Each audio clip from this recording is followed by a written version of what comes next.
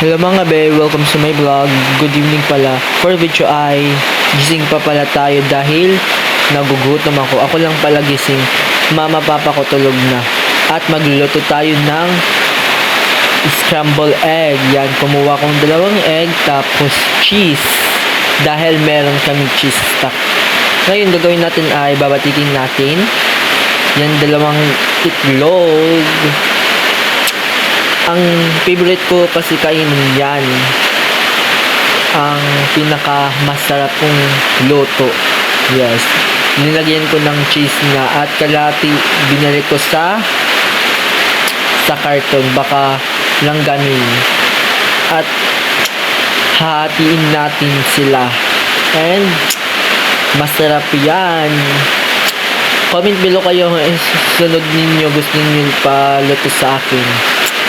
Yan, at lalagyan na natin cheese sa ating itlog. Yan. Mas masarap yan. At mikos-mikos natin para malaman.